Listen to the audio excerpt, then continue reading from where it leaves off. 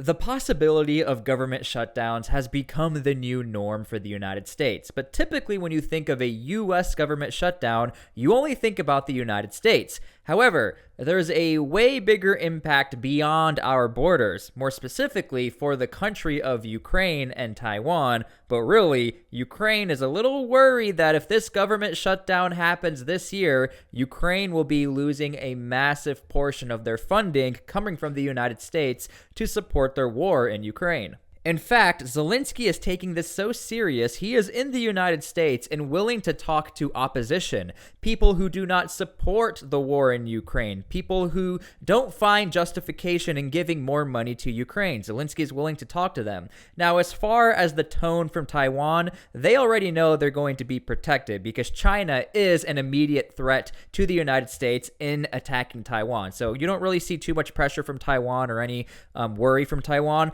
A lot of this worrying tone is coming from Zelensky and Ukraine, and it makes total sense. When you look at the numbers, the United States has donated the most by far, almost even doubling the EU. We're talking $70.7 billion. And it also goes beyond a monetary amount. We'll talk about that in a second. But this is just the monetary amount, dollars, going straight to Ukraine.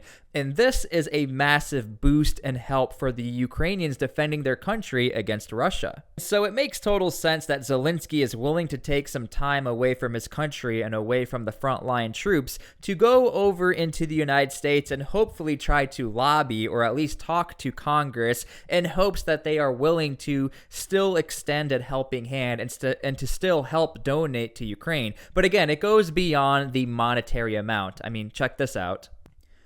We have to also put things into context that although Ukraine is a very important aspect for the United States and the US military, what comes first is the United States. I'm sorry, that's just what it is. Now, with the United States, one of the largest part of the budget is, of course, the U.S. military. However, there's sort of a caveat here because the U.S. military does use a lot of their budget to actually help Ukraine because, in turn, this also protects the United States. I mean, let's go back in time, only a month from the time of making this video. The F-16 program takes a lot of money and a lot of time. There's a training program in place, and they'll likely to receive F-16s here in the not-too-distant future. They've got a lot of artillery munitions. They've got a lot of artillery tubes. They've gotten long-range artillery with the Gimlers, and the Brits have provided other types of capabilities that other countries have as well. So they've gotten a lot of artillery, but the ATACMS is a controversial topic, and for a lot of reasons they haven't received those yet. And beyond the skies, from F-16s to Abrams tanks, again, the only reason why all of this training is happening so fast and how the U.S. military is able to implement this training with actual boots on the ground is the ability to have a proper budget. Now, in turn, Ukraine also needs their own budget to get these tanks and equipment to actually operate. There's a very big misconception in how the money is handled in Ukraine. Ukraine actually really does almost end up paying back the United States, but the Ukraine also used that money to purchase artillery rounds, to purchase rounds for these tanks, to purchase the gas it takes to actually move these tanks around, etc. So that's why Ukraine needs so much money, like within their logistics supply chains, to actually, get to the training and then implement that training in actual combat. Another real-time example of what Ukraine might be missing out of are these Bradley fighting vehicles, because in real time today, the United States is in complete cooperation with Ukraine, receiving these vehicles, getting the training, and actually implementing in real time. Now, as far as F-16s and as far as the Abrams, okay, if by tomorrow, the budget, we find out, and Ukraine won't get the budget for those programs, that's okay because Ukraine already did not have these weapon systems. But as far as today, this could be affected. If Ukraine does not get the money they need and the budget they need, and the United States doesn't figure it out and the government shuts down, these Bradley fighting vehicles, again, could be in jeopardy of actually trying to fix these things and Ukraine getting enough money to implement these within the combat space. Let's go ahead and actually read what's happening. U.S. officials warn government shutdown could slow weapons to Ukraine and Taiwan, and I promise we will get to Taiwan because luckily for the United States, there is sort of an escape hatch, if you will. The United States does have a plan B in case they can't totally support Taiwan. U.S. State and Defense Department officials warned on Tuesday that a possible government shutdown could affect international weapon shipments by the United States, including to Ukraine and Taiwan. Mira Resnick, Deputy Assistant Secretary of State for Regional Security, testified in Congress that she could not say what would happen, but in the past, the State Department Bureau of Political and Military Affairs has been unable to process new license or military sales for any partner, including Taiwan, during a shutdown, except in an emergency. And I got news for you. The conflict in Ukraine is technically not an emergency and technically would not fall under the law for an emergency with the United States because the United States is not technically at war with Russia.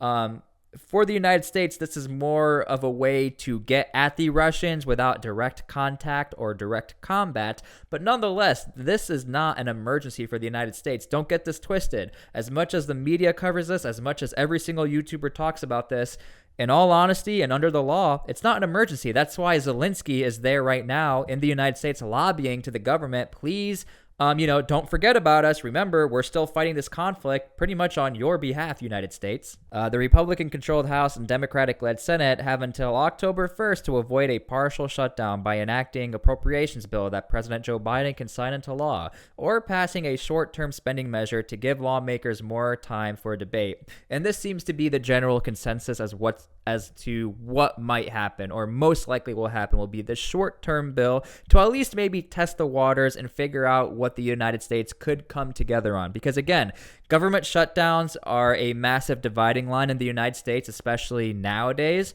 I will say back in 2013, I was actually in a government shutdown in the U.S. Army. Now, fortunate for the DoD and military assets, usually they're not affected by government shutdowns, but nonetheless, it's a very eerie feeling, and especially you have to think beyond the borders and countries who rely on the United States government and military. You could also imagine it's probably a little eerie for them. If the U.S. government's shutting down, are we still going to get the $70 billion that they promised us? How does that all work? And separately, Pentagon spokesman Chris Sherwood said shutdown could affect shipments to Ukraine.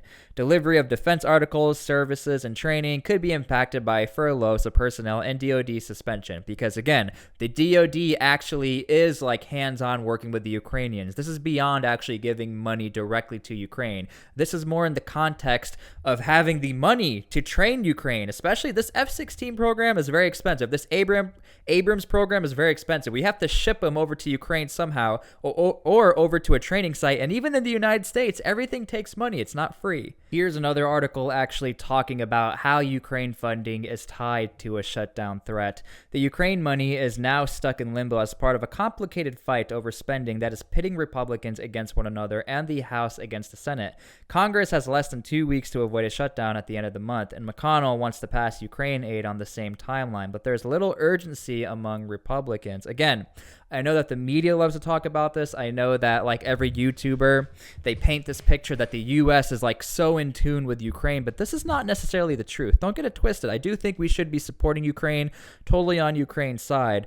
But again, I think we need to understand the real narrative is that a lot of U.S. government officials and a lot of citizens in the United States are not actually too in favor of funding Ukraine anymore. Like times have passed. And that's very unfortunate for Ukraine, and that's why, again, I think Zelensky is actually showing his face and showing the United States he means business. He's coming to your country while my country is under threat. Now, here is a CNN poll. Take it with a grain of salt, but still, we do have some numbers to work with. The CNN polls show that a majority of Americans, 55%, say that Congress should not authorize more funding for Ukraine. The opposition is driven by a sharply polarized electorate, with 71% of Republicans opposing new funding, compared to 62% of Democrats who said they support additional funding. So again, take it with a grain of salt. It is from CNN. If you're not a fan of them, I understand. But nonetheless, these are the numbers, and it goes to show why there is a connection with the spending. Congress just cannot agree whether or not we should be or how much we should be giving to Ukraine. It does seem like the United States is still willing to donate to Ukraine, but the question is, how much do we actually still keep giving to Ukraine? And even beyond that, giving to the U.S. military, because even if we're giving to the U.S. military, some of that money will still be used to help Ukraine. Here's from a Republican. Republican opposition rests on physical and foreign policy grounds. I agree that the Ukrainians hold the high moral ground and that Putin is a thug that invaded a country. But why should we be paying all the bills for something, especially in a powder keg area like that? I think, again, it comes down to that we just can't afford to do it in the long run, said Senator Mike Braun from Indiana, who is running for governor next year.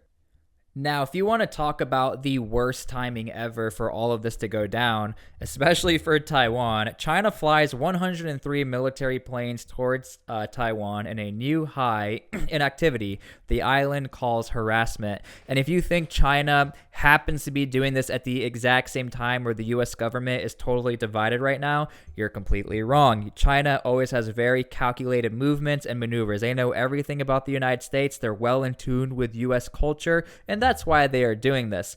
Now, as far as Taiwan, this is actually a new record for China where they're actually really upping the ante and showing they mean business with Taiwan. Now, at the beginning of the video, I did say that the United States sort of does have a plan B. And the United States does have an insurance policy because nonetheless, no matter what, Taiwan definitely falls under the emergency category for the United States, especially considering the United States gets their conductors, gets microchips from Taiwan. So this would highly, highly affect the United States beyond just like economy. This would be a really big issue. But here's what the plan B is. The Japanese military. I know you were not expecting that, but understand this. Japan has been out of a conflict since World War II, and right now they are ranked number 8 out of 145. They've been building and building and building and training, and I'll tell you this right now. The United States and Japan are very, very close. Probably the strongest partner in the Pacific. I would say it's Japan, South Korea, and the Philippines. But as far as Japan has put Taiwan on their defense list. And there's a very big misconception out there that Japan legally can't attack beyond their borders. How could they attack Taiwan? Well, there was a new clause put in place about a couple of years ago where Japan can attack if it means that Japan will be affected. And Taiwan, again, is a trade partner to Japan when it comes to the same exact thing for the United States, microchips, and connectors, stuff like that. So Japan put Taiwan on their defense list, and Japan can definitely hold off an attack on the Chinese because Japan is a very strong military. Now, they don't have combat experience, but they have enough experience where they could at least fend off a Chinese attack and help the United States, where the United States won't be the only ones all in on Taiwan. So again, as far as if the government shut down today and all of a sudden Taiwan gets attacked, there is some insurance that Japan will at least help out the United States, or at least they vowed to, because Japan is in the same exact situation as the United States where they do have to attack China, or at least defend themselves by putting out a preemptive attack. So, yeah, that's currently what's going on. You have a potential for a government shutdown. Now, if you ask me, I do think the United States will keep funding Ukraine. If the government does shut down, the dollar amount and monetary amount will definitely go down a lot. But as far as the U.S. military actually training with Ukraine, it's very beneficial for all parties because the U.S. military is learning a lot from Ukraine, and Ukraine is learning a lot from the U.S. military. Now, again, Zelensky being in the United States and trying to lobby to get money, I think it's a very strong and good move on their part. Again, the U.S. military, the United States, is with NATO, and they do have obligations to help out Ukraine. It's just how much are they willing to help out?